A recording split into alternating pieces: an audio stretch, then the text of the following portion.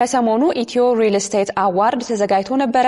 በዚህ የሽልማት ስነ ስርዓት ላይ የተለያዩ የሪል ስቴት አልሚዎች ሽልማትና ዕውቅና ተበርክቶላቸዋል። በሀገራችን የሪል ስቴት ሴክተሩ የሚመራበት ህግና ስርዓት እንዳልነበረው ይታወቃል። ነገር ግን ከቅርብ ጊዜ ወዲህ ትኩረት እያገኘ ይገኛል። ይህ የሪል ስቴት ዕውቅና መርሃ ግብርም እንግዲህ በሴክተሩ ላይ የተሻለና የተነቃቃ ግብይት እንዲፈጠር የተሻለ የሚፈጽሙም ለላቀ ስኬት እንዲበቁ የሚያስችል እንደሆነም ተስፋ ይደረግበታል። ኢትዮ ቢዝነስም በዚህ ሁነት ላይ ታድሞ ነበር። አጠቃላይ የሽልማት ስነ ስርዓቱ ምን ይመስል ነበር የሚለውን ተከታትለን እንመለስ። ጤና ይስጥልን ክቡራትና ክቡራን፣ እንዴት አላችሁ? በዛሬ ኢትዮ ቢዝነስ ፕሮግራማችን እዚህ ኢትዮ ሪል ስቴት አዋርድ ላይ እንገኛለን። ኢትዮጵያዊ ቤት አልሚዎች ዕውቅና ይሰጣቸዋል፣ ሽልማት ይበረከትላቸዋል። በተለይም ደግሞ በኢትዮጵያ የሪል ስቴት ሴክተር ላይ ጤናማ የግብይት ሂደት እንዲኖርና ኢትዮጵያዊ የቤት አልሚዎችም የተሻለ ደረጃ ላይ እንዲደርሱ ዕውቅና የሚሰጥበት መርሃ ግብር ነው።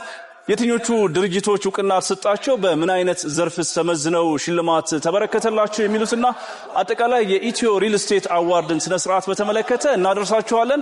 አብራችሁን ቆዩ። እኛ ይሄን አዋርድ እናዘጋጅ ብለን ስንነሳ ራሳቸውን ለማስመዘን ለማሳየት እየሰራን ነው ብለው ምንም መረጃ ሳይቀንሱ ሳይጨምሩ ለሰጡን ሪል ስቴት አልሚዎች በጣም አመሰግናለሁ። ሽልማት በባህሪው አደራ ነው። ሽልማት ለነገ ተስፋ ነው። ይህንን አደራ ከናንተ ጋር ሆነን አብረን ስለምንቀበል እኛም ስለምንተማመንባችሁ ደስ ይለናል። አርኬ ኢቨንት ኦርጋናይዘር አሁንም አብሯችሁ የእናንተን ከፍታ ሁሌም ለማክበር ይሰራል። ዛሬ የከፍታችሁ ቀን ነው። እናመሰግናለን። መልካም ምሽት። እንግዲህ ድርጅታችን ቴምር ፕሮፐርቲስ ነው የሚባለው። በዘርፉ ላይ በሪል ስቴት ዘርፉ ላይ ረጅም ዓመት ልምድንና ዕውቀትን ባካበቱ የኮንስትራክሽን የአርኪቴክትና ዲዛይኒንግ እንዲሁም የሴልስና ማርኬቲንግና የዲጂታል ማርኬቲንግ ባለሙያዎች የተዋቀረ ዘርፉ ላይም ወደ 10 ዓመት አካባቢ የቆየ ትልቅ ድርጅት ነው። ተመጣጣኝ ዋጋ ባላቸውና ስታንዳርድ በጠበቁ አፓርትመንት ቤቶቻችን ላይ በነበረን ፍሬያማ ጊዜ አዋርዱን ማሸነፍ ችለናል ማለት ነው። በጣም ደስ ብሎናል። እንደውም አባባል አለን ምድረው ይባለው አፎርደብል ሃውሲንግ ላይ በአማርኛ ቤትን እንደ ዳቦ ለመሸጥ ነው ዓላማችን። ስለዚህ ቤትን እንደ ዳቦ የሚለውን ሐሳብ ደግሞ እዚህ በአፎርደብል ሃውሲንግ ማሸነፋችን የምር ያንን ነገር ወደ ሪያሊቲ ወደ ተግባር እያመጣ ነው እንደሆነ ነው የሚያሳየው። ለምሳሌ በ2017 ዓመተ ምህረት ብቻ ወደ 15 የሚደርሱ የአፓርትመንት ቤትና የንግድ ሱቅ አማራጮችን ማርኬት ማድረግ ችለናል። ከነዛም መካከል ወደ 9 የሚደርሱትን ሽያጮችን አጠናቀን ከ25 እስከ 85% ፕሮግረሳቸውን ማድረስ ችለናል ማለት ነው። ወደ ሃይሌ ጋርመንት አፍሪካን ሲዲሲ ፊት ለፊት ላይ መሃል ፒያሳ ሊስ የገብረ ማርያም ትምህርት ቤት ቁጥር 1 ቁጥር 2 ቁጥር 3 አፓርትመንት ቤቶችን እንዲሁም የንግድ ሱቆችን እዛው ደግሞ ፒያሳ ላይ አድዋ ሙዚየም አካባቢ ወደ 3 ሳይቶችን ቤት የት ነው ያላችሁ ለሚሉን ደንበኞቻችን ብዙ ጊዜ ቴምር ቤት የት ነው ሳይሆን የት ይሁንልህ የሚል ጥያቄ ነው የምንጠይቀው። የት ይሁንልሽ እንላለን። ቢካዝ በጣም ብዙ የተለያየ ሳይቶች አሉን መላ አዲስ አበባ። አሁን ያለንበት ሳይት ደግሞ አያታ ቻንቴ ተብሎ የሚጠራው የቴምር ፕሮፐርቲስ አንደኛው ሳይታችን ነው። ይሄንን ሳይት ከዛሬ 1 ዓመት ነበር ግንባታውን የጀመረው።